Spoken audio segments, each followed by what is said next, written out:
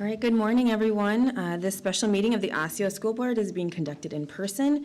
This meeting can be monitored electronically by streaming online from the district website, and an archived recording will also be available on the district website. We do have audience members today, and we thank you for being here. This morning there is no public comment. I just want everyone to be aware. The special meeting of the Independent School District 279 School Board is called to order at 7:32 a.m. on August 20th, 2021. For the roll call, board members, please respond when I call your name. Director Thomas Brooks. Here. Director Heather Douglas. Here. Director Tamara Grady. Here. Director Jackie Mosqueda Jones. Here. Director Tanya Simons. Here. And I, Kelsey Dawson Walton, am present. There's one topic on the agenda for the school board meeting's consideration and action, which is a resolution mandating the use of masks in all Osseo area school buildings, and I will turn it over to Superintendent McIntyre. Right, good morning, everyone. Thank you, Chair Dawson Walton, and thank you, board members, for coming together at this early hour this morning. Before you today is my recommendation for a resolution mandating universal indoor masking for all people in school settings ages 2 and older, including students, teachers, staff, and visitors, regardless of vaccination status, starting September 8th. On July 22nd, I put out a back-to-school plan that stated students would attend school 5 days a week in person, and if an online learning experience is preferred, parents and caregivers have the option to enroll their scholars in our 279 online school.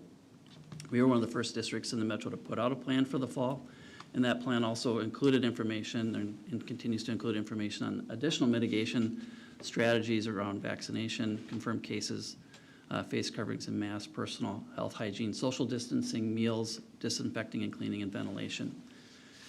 It's important to note that we also indicated in this information it was based on what we had available at that time based on the guidance from the Minnesota Department of Education and the Minnesota Department of Health, and that things could change between now and the start of the year based on further local, state, or federal direction.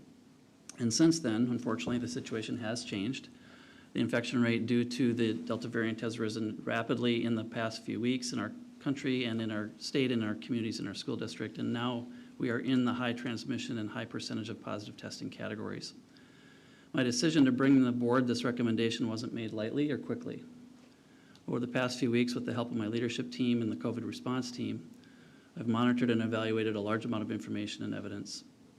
My recommendation for this resolution is in alignment and based on the information and recommendations from those public health experts, including but not limited to the CDC, our Minnesota Department of Health and Department of Education, Hennepin County Public Health, American Academy of Pediatrics, and Minnesota Medical Association. I want to point out that even since our work session on Tuesday, the Minnesota Medical Association and the Hennepin County Public Health Director have put out statements supporting the requirement of masks in schools. There's been a lot of engagement with the board and myself on a wide range of perspectives and strong feelings and emotions on this topic, and I do want to take a moment to thank our students, our families, our caregivers, our community members for reaching out and sharing their perspectives. I also want to thank you as school board members. Thank you for your thoughtful questions and continuous desire to have more information as you've carefully considered the options on this matter. I appreciate each of you have varying perspectives and positions on this. I know how difficult this is for you individually and as a board as a whole, and there are no easy answers and no way to please everyone. As a parent myself, I appreciate the desire to make a decision that affects only my children. As a superintendent, however, you have charged me with the responsibility of the health and safety of each and every scholar that is in our care. And as a result, I need us to take every mitigation strategy possible to protect all of them in the best possible way. And right now, it's to have them wear masks to start the year. Do I like being in this situation? No. Do I want us to have to wear masks? No. None of us do. But as we've discussed many times, we have a shared belief that in-person education and learning is critical to a child's well-being and academic success, and that our scholars need to be in school, safe, learning together, striving for excellence.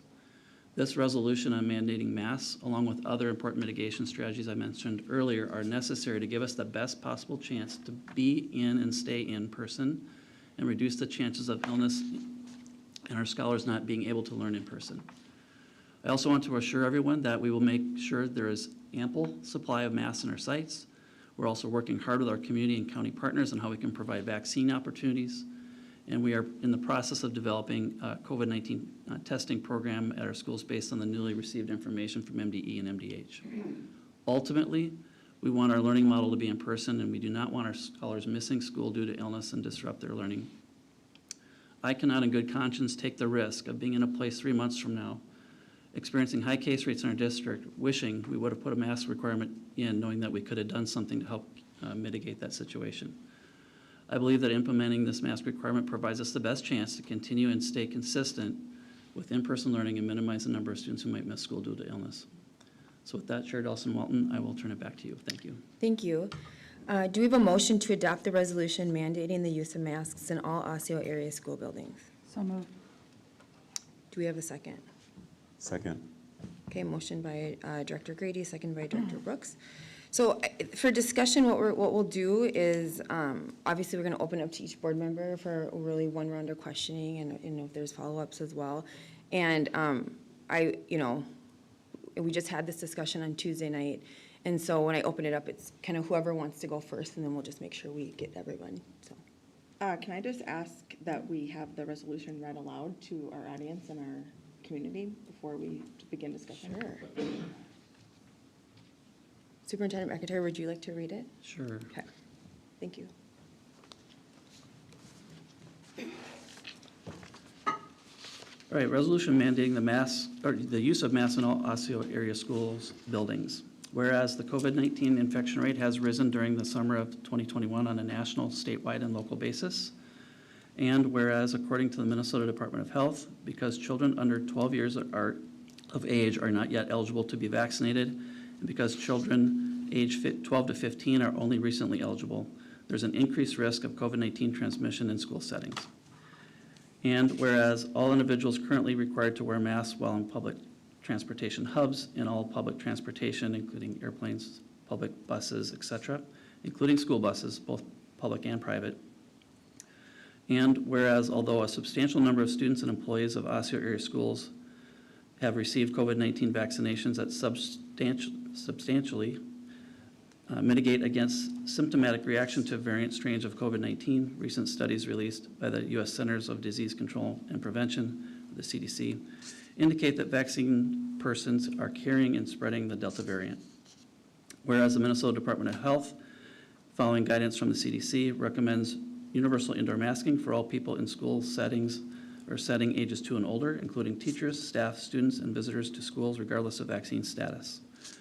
And whereas it is difficult to monitor and enforce mask requirements that are not universal. Be it resolved, the Board of Education, Independent School District number 279, Osseo Area Public Schools, number 1, mandates and requires universal indoor masking for all people in a school setting ages 2 and older, including all teachers, staff, students, and visitors regardless of vaccine status. For the purposes of this resolution, the term school setting means all buildings and properties owned, leased by the school district, and is not limited to those places where students are present. It includes all administrative and operational buildings and sites as well.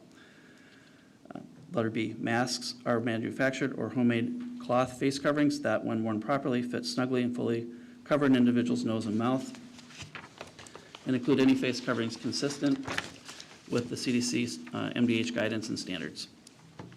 Letter C, for infection prevention and control practices, staff delivering direct student support services, for example, personal care that would expose staff to a student's bodily fluids, direct care with ill students and staff, or healthcare procedures involving respiratory or aerosol generating procedures, are required to wear a medical surgical grade disposable mask.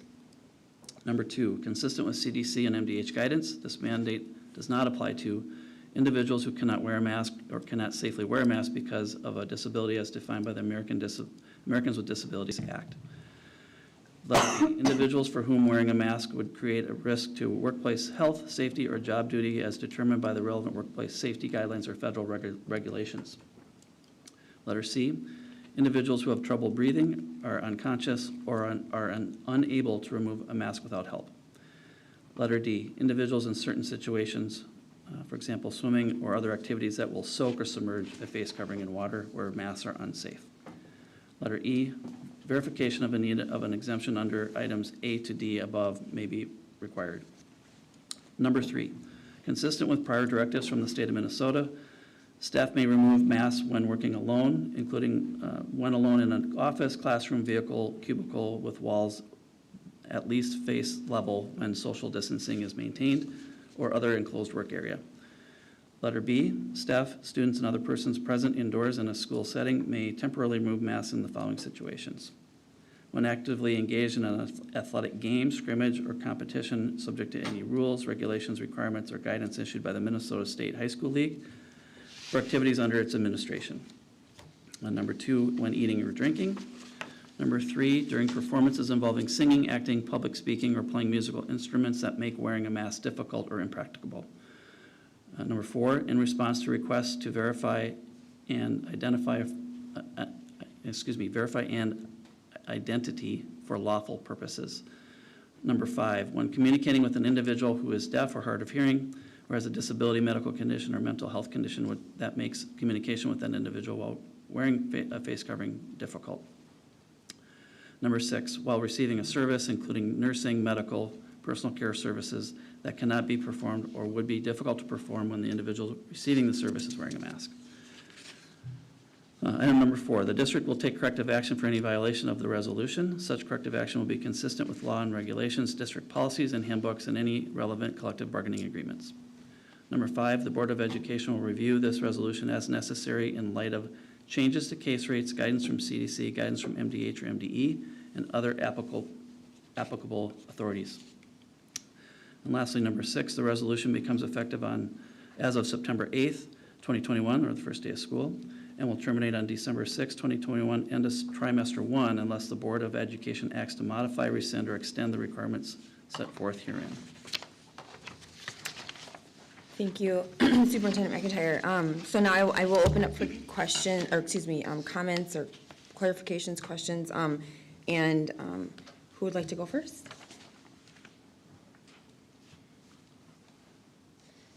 All right, I'll go first. Okay.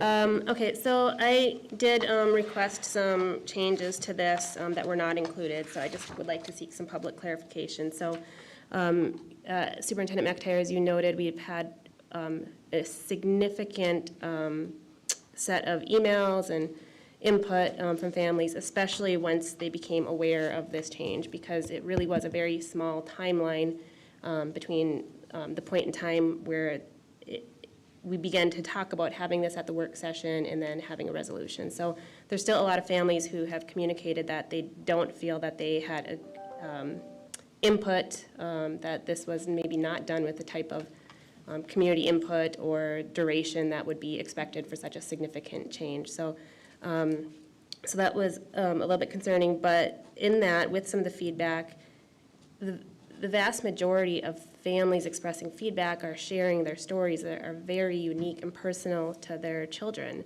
I really haven't observed any emails that are simply opposed to masking. Most families have shared their unique stories of why it's a challenge and why it's a barrier for their child to wear a mask all day in school. And so with that, one of the themes was the impact to mental health and some of the challenges that their child was facing in wearing a mask when it comes to anxiety or mental health concerns, and even in some cases, medical concerns in terms of wearing a mask all day. So so I had suggested that we consider an exemption with regard to mental health. So if a student is experiencing anxiety, can't wear a mask all day long, it's affecting their mental health, could a parent make a request for an exemption under this policy, and might it be granted? Yes, it would. It's case by case and unique to each, to your point, situation, and that does fall under the provision under item number 2, letter A. So if there's a mental health condition of some kind that would fall under accommodations on the American with Disabilities Act, that could be worked through with the school. If there's a condition identified, whether mental health or even a physical condition, that would be requiring accommodations. But only as defined under so the language, the wording says as defined. Correct, right. But honestly, our schools work really closely with families around what kind of accommodations might be needed. We've had experience with this all last year and had I would say, success with working closely with parents and children that may have some of those situations. So, I'm giving you kind of a global blanket kind of approach, but there's nuances to each individual case. But that is available through the exceptions under number 2. Okay. And then under letter E, what verification is going to be required? And will forms or exemption information be provided on the school website for families to access? Families work directly with their schools. Again, we want to be very careful to protect private information. So if we're working with a family around a particular condition, we're going to be really cautious about data privacy. Mm-hmm. And those forms are available through their school and their school administration. So if a family, upon this resolution potentially passing, would like to immediately seek an exception, they reach out to their building? Yeah, that works through their school leadership, right? I mean, we could likely put our district form up. We can talk about that as our team. If there's some of that paperwork, we could put on our website too. But they're going to need to work through that process with their school. Okay. Another concern that was brought forward was courses that involve language learning, reading, where students need to be able to see the lips of their teacher. Under this, it's a cloth mask. I know that there are also masks that you can see through, but face shields don't qualify. Is it only a mask covering? For staff or for students? For staff. Yeah, staff can wear face shields. And we have those accommodations already built in. We did that all last year. Staff especially that serve our deaf and hard of hearing students, based on their individual unique needs of their IEPs. We have used the different versions of masks and or face shields, depending on a case-by-case basis. So yes, that's available. Okay. So in the past, when we had a mask mandate, the governor had his emergency powers. He had issued executive orders creating effectively the legislation for this. When we talk about requirements for accessing the constitutional right to an education in Minnesota, one comparison has been made to other vaccination requirements, but that is under state statute that governs that. So is there a state statute that we can reference that says that we have the authority to require masking in order to access education? Yeah, Minnesota Statute 123B.02 sub 1 is the statute that specifically provides school boards the authority to pass a resolution of this nature. The board must have the statute reads that the board must have general charge of the business of the district, the schoolhouses, and the interest of the schools thereof. The board's authority to govern, manage, and control the district, to carry out its duties and responsibilities, and to conduct the business of the district includes implied powers in addition to any specific powers granted by the legislature. Okay, so whereas there is specific state statute in regard to vaccinations, that this falls under the general charge of our broad authority. Correct, and I can turn it to General Counsel Tim Palmatier if I'm missing anything on this. But No, I think that's correct. I mean, the statute is pretty broad in granting authority to the board, at least as it relates to control of the buildings of the district. Okay, I would expect that to be challenged, certainly, based on the feedback that we got. So at this point, I want to be clear, if a student arrives at school not wearing a face covering, will they be denied entrance to their school? we'll go through a progressive approach on that, just like we did last year. So that happened last year as well, and it was very rare, right? Very rare, and we work with the family. We remind students of the requirement to wear a mask if they forgot or lost it, and everything can and does happen, it seems, when you have that many students in our system. So we start with working with our reminders to students, and then if there's a additional conversation that needs to happen, we work with the families, and if there's potential there for conflict, we will work with the families with either having a student wait until we can get that face covering in place, or potentially working with the family if the student is not eligible to be physically present without a mask, or if there's not an exemption. We work through all those different questions around what might be behind the reason for it. So it could result in the student not being able to attend until we can get that mask, or establish an exemption needs to be in place. Okay, that's helpful, because I really want to be clear as to what this means. I know we often have conversations about policy versus implementation, but it's really important for me to understand how this will be implemented in evaluating this, because if this results in a student not being able to access their constitutional right to their education, that's highly problematic to me. But it sounds under that scenario, I hear the feedback that we want to work with every single family to address their unique needs, but we did receive emails that families didn't feel that that was the case last time, so there's not as maybe full confidence that that will be the case.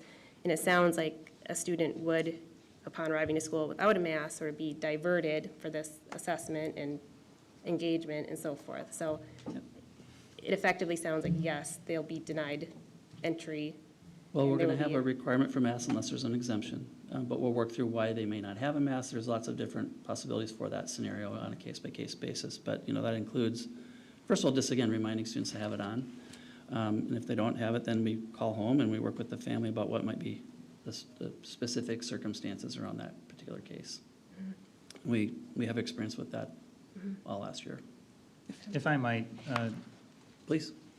the critical piece to understand too is that the constitutional right to an education, which is guaranteed by state law and the state constitution, carries with it some requirement at least to follow, for example, the discipline policy of a school district. And so when and if a family or a student were not to follow the discipline policy, they would be extended due process.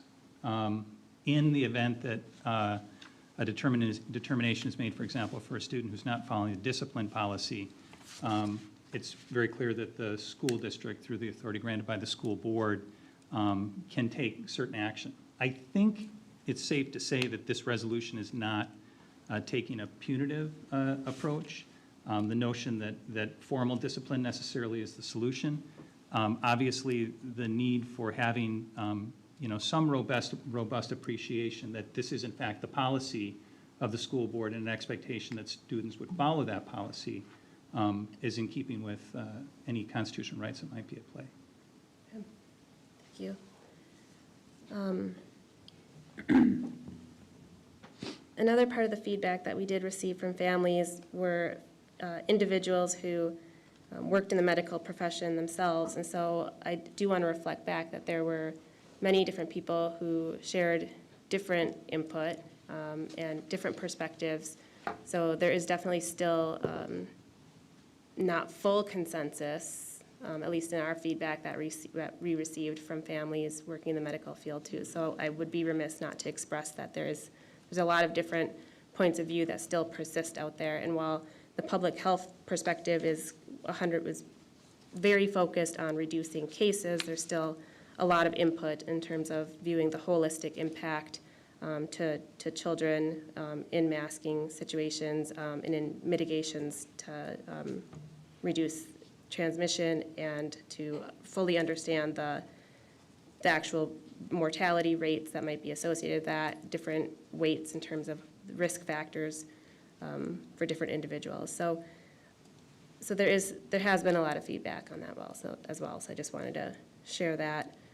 I think for me, it's really challenging for me to read each of the emails and to really hear each family's unique individual need and then be faced with a very broad, sweeping resolution that maybe doesn't quite respect or appreciate each unique family's need and their level of protection that they feel is best for their child when evaluating the holistic needs of their child and having access to our district and to educational services. So that to me, that's a challenge. We've talked about this being a start of year school plan to start the year with a mask requirement, but the date going to December 6th is also challenging. That doesn't feel consistent with a start to the school year plan or the ability to be clear and transparent as to what factors would result in a change from this resolution to moving back to recommended. So that presents a challenge for me when evaluating this, and I think for our families as well. have one more question, but I can't remember it right now. We're only doing one round through? Yes. Okay. The last consideration is that this isn't an all or nothing, a recommendation status versus a required status doesn't mean that there won't be masking. Recommended and allowing people to opt in, there will still be many people who do choose to mask. So it's not that it's an option under recommended that it's going to be either 0 children are wearing masks or all the children would be wearing masks. So it is still a mitigation strategy under the idea of recommended, not required, because there will be a lot of students who do choose that to mask. So there would still be a mitigation around that as well. So I just think that people think that there'll be no children masking, no people masking, unless it's required, and I don't feel that that's the case. So that it is still a mitigation strategy from a recommendation status. Those are my questions. Thank you. Would you like to go next? I will go next, Okay. believe it or not. So, my question to Corey is, with all of our policies in practice, my understanding as an educator and a school board member is that when we're talking about discipline or following policies, that our interest is in working with families and students to get the best outcome for every person. Is that correct? Yes. So much like our discipline is following more PBIS, positive behavior intervention services, or restorative practice, or those kinds of ways of being, the mask policy would also, resolution would also fall under that, correct? Generally, I would just respond by saying this is about a health. We just starting with health and Absolutely. safety, right? So you're going a little further with actual behavior and some positive behavior supports, that kind of thing. But I would say generally in alignment, yes. But Yes. for me, this is a safety issue. I'm just talking about the discipline part of Yeah, the- thank you. that.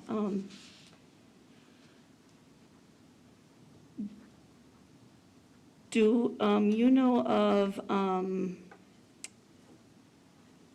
any information on where masks have been recommended? How many do come with masks? Since Director Simons brought up about recommended that people will be wearing masks.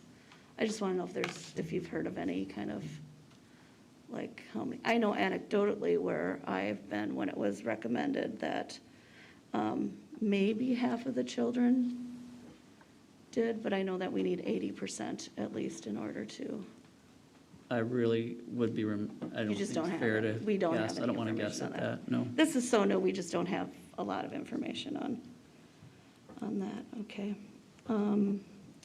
I guess what I want to say is, I want to thank the community for being here. I want to thank everyone who wrote in. I understand that we always get emails, mostly on the side of whatever we're not doing at the time. So in the instance of masking, when we're masking, we get people that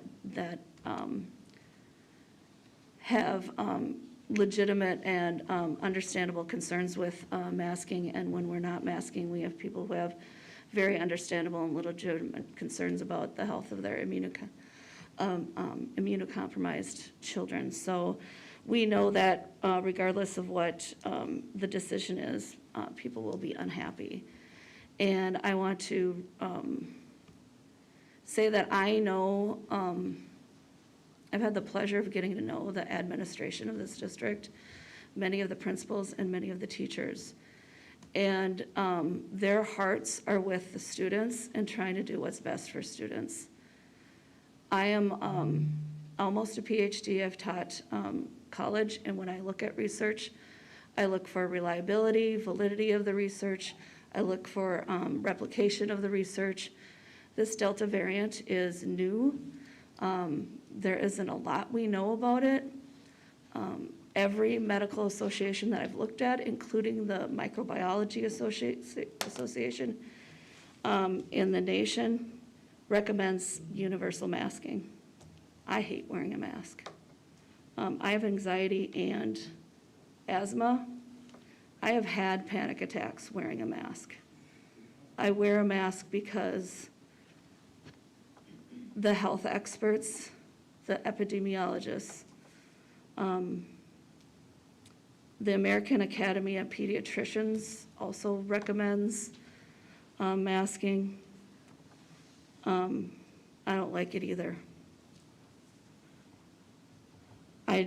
It's the best information that we have, and as Corey likes to say all the time, we do what we know, we do our best with what we know, and when we know more, we will do better. If our numbers change, if we learn more from research, this resolution says that the board can act to modify, rescind, or change it. Those are my comments right now. All right, thank you.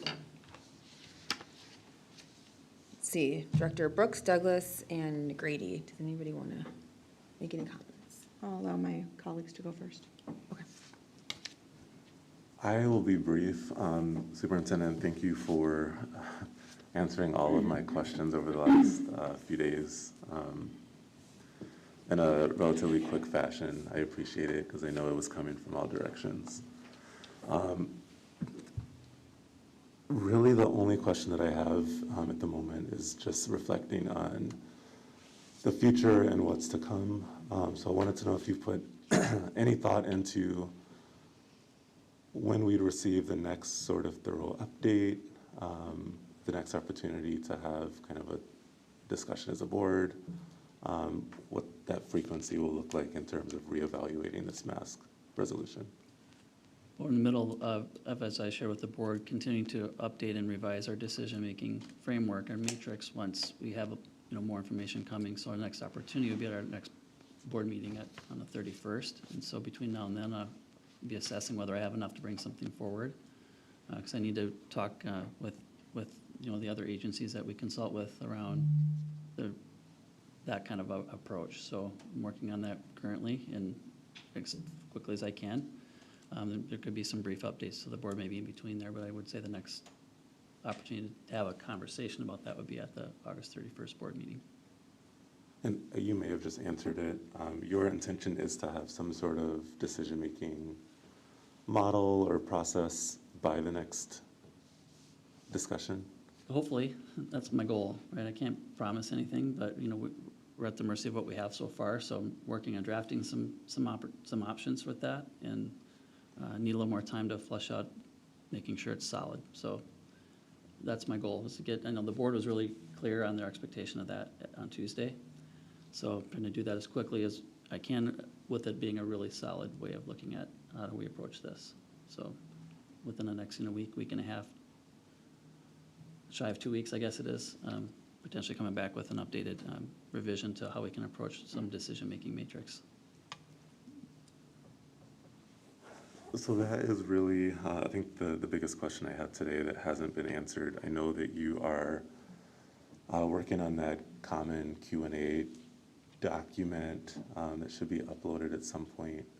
And I would just ask us to stay on top of that, just knowing that these questions are going to continue to come in. And this is also new territory for us, also not being under an actual mandate from the state. Again, I just want to say thank you to everyone that showed up today. All of the emails that have been received. It seems like with every decision we make, one of the biggest critiques is that we did not have enough community engagement. And I do think it's important to celebrate the small wins, and that we did receive a significant amount of feedback from families, even though it was in a very short time frame. My urgency in wanting to get to this point of even considering a resolution, whether it passes or not, is just for families to be able to plan. So for a while, one of the common theme in a lot of the emails that we received was that parents wanted to make a decision of whether or not to go to 279 online or change school districts or move to charter, whatever that is. And I felt it important to respect that time frame and those decisions, which are not easy, and really wanted to give some direction to families across the district. What has been, I think, unique for me in making this decision is the fact that not only have we had so much engagement, but so many of the emails have been unique. So oftentimes we receive a flood of emails that are essentially copied and pasted, and this was very different. Every email that you read through was a very unique story about a child and their experience having to wear a mask last year, or maybe this is their first year in a school setting, and parents are legitimately feeling a sense of concern that they will be missing out on some pretty critical moments in their educational journey. There are some images that were even sent in some of the emails that I actually can't get out of my head that were caused by having to wear a mask. And so I just wanted to say that I don't take this decision lightly. It's been interesting trying to find a balance between making this decision based on some of those individual and unique circumstances that are very real and very significant, but also sitting up here, also having to make a decision on behalf of the entire district and really the community that I live in and am surrounded by, which is Brooklyn Park and Brooklyn Center right down the street, that again are the highest in the county for case rates. I hope that as we continue to make vaccines accessible and continue to, I think more importantly, educate, that we will start to see some of these numbers turn around. But I see these masks as the sort of bare minimum in mitigation strategies. One of the things that was brought up, I think, on social media was the fact that given where many of the numbers are for many of our cities in the county, we would actually be having a very different conversation had we been considering the same model that we were last year. So yeah, I am not excited about this decision. Not excited about having to wear a mask. I'm wearing one today just in solidarity with the teachers that actually have to get up and speak all day in a mask, as well as our scholars that will have to learn after this decision in a mask every day. So yeah, that's it. I am in support of this resolution and just wanted to say thank you to everyone for your feedback. Thank you. I want to say thank you to the community for the robust engagement. I've carefully read each and every one of your emails. Thank you, Superintendent McIntyre and your entire administrative team for your work. I am grateful for a plan to start back to school based upon the guidance from public health and medical experts that keeps our scholars and communities as safe as possible and from contracting and spreading the Delta variant. Thank you. Okay. Thank you. Dr. Douglas. Thank you.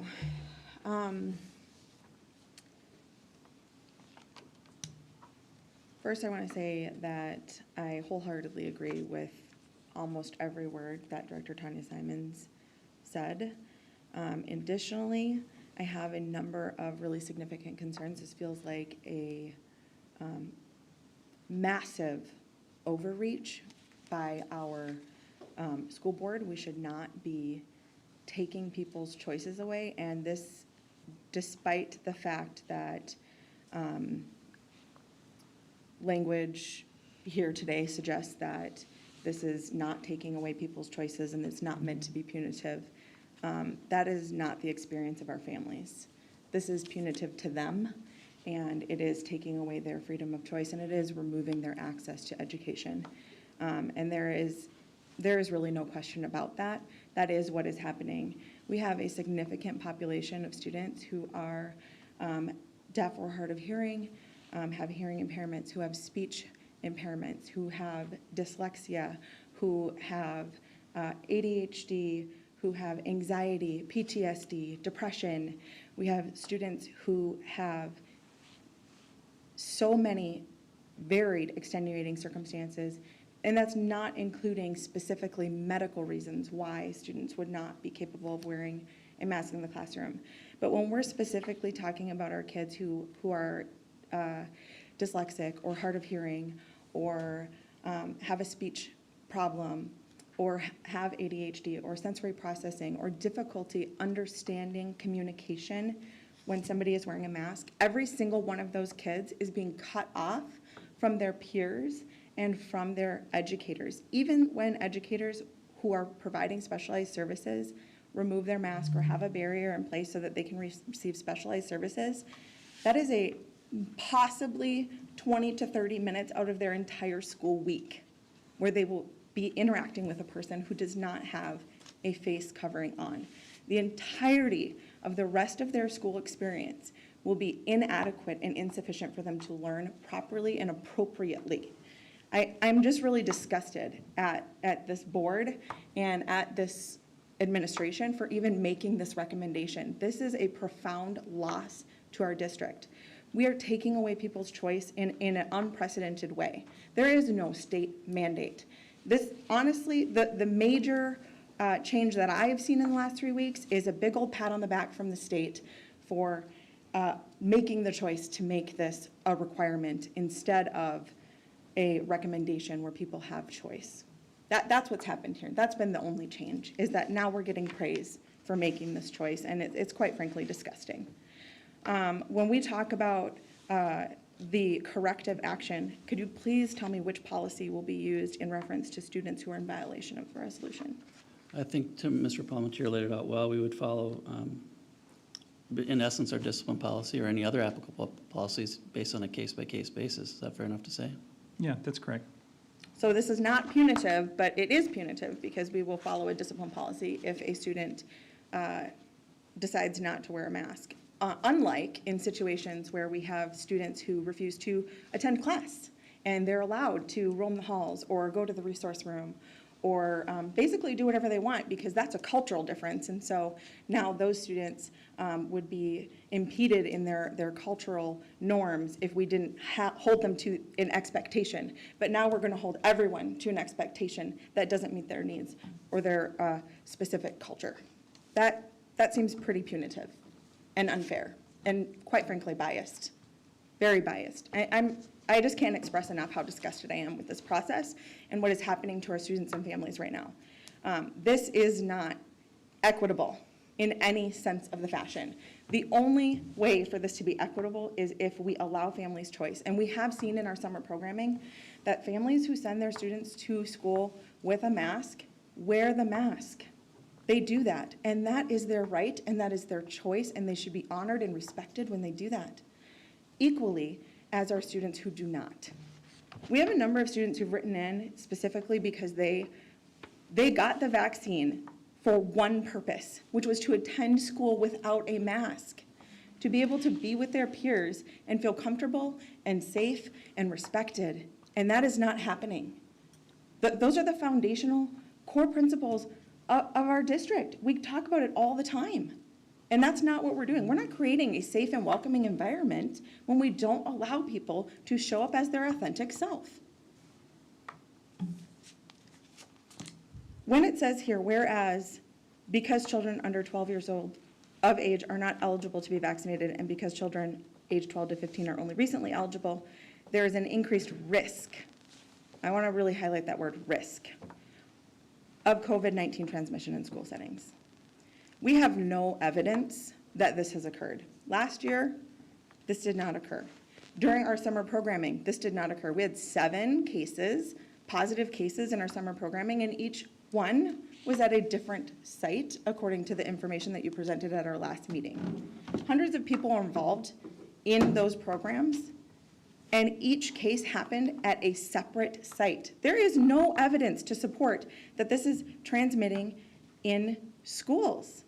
Our kids are following proper protocols to ensure that their peers and their teachers are safe. They're practicing hand washing. They're staying home when they're sick. This is again, a incredibly gross overreach. There's no evidence to support this. Our kids are experiencing a profound loss of freedom, and most of our families have indicated that they will leave our district if we make this a mandated requirement.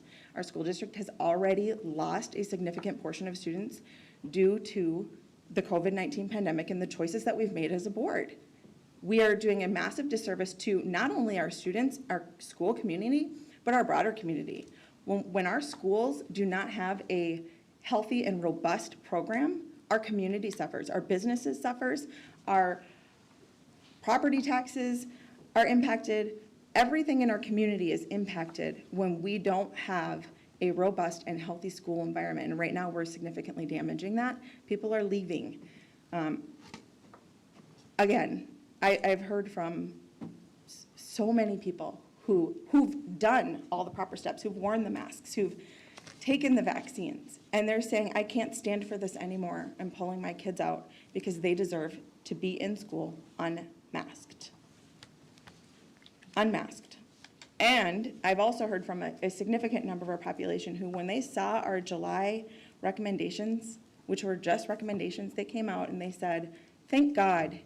They praised us. They reached out to us and they said, thank you so much for keeping our child's interest in mind and for doing the right thing here. This is what we need. This is what we expected. And we applaud you for doing the right thing. And then those people went back to their normal lives, and we have blindsided them by suddenly flipping the script, when in fact, almost nothing has changed. Children, yes, cases are increasing, but that is not just in our student population. And as noted in our last meeting, 77% of people living in Hennepin County who are eligible for the vaccine have received the vaccine. That's higher than our national average. That's even higher than our state average. I mean, I can't understand why this is appropriate, especially when, like I said, transmission in schools is not happening. It's not happening. Taking choice away excludes and limits our students from receiving a fair and equal access to education. Thank you. Thanks. Okay, thank you. So,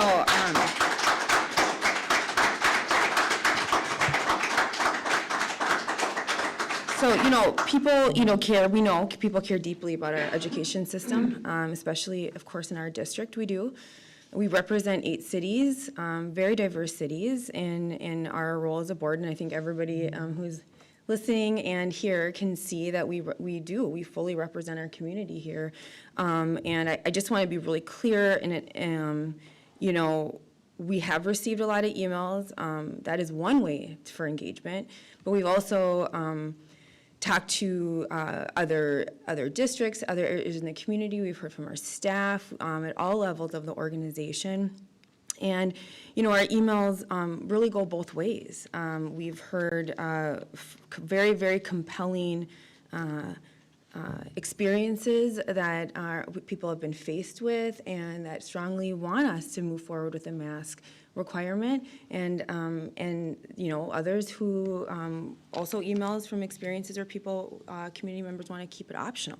So this is obviously, I think we're not, all of us aren't blind, we know that this is becoming an area in our school districts that really bring a lot of divide, where we can't get to what we need to do, which, Director Simons at our last meeting, what really resonated with me, you talked about thriving, right?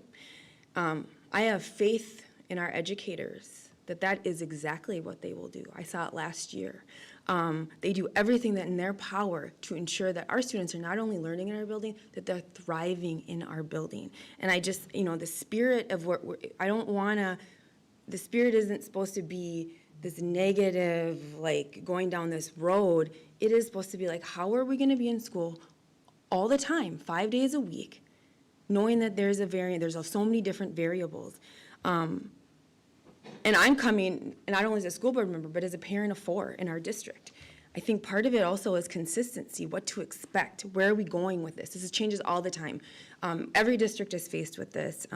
We know that masks are one mitigation strategy. I think Superintendent McIntyre, the last, Tuesday, and before that, has continued to lay out done his due diligence in ensuring that our district is in the best shape possible to be in school full-time. And what I'm really disgusted about is just that we're not focused on of the future of this next year and getting our students excited about this year, and to really prosper. And so I look at our mission right above us.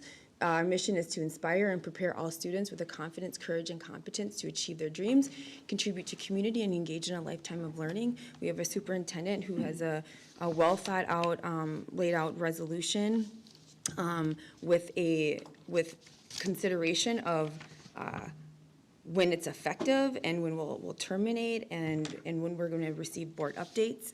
And we continue to welcome your feedback in that area as well. So with that, I'd like to call a vote.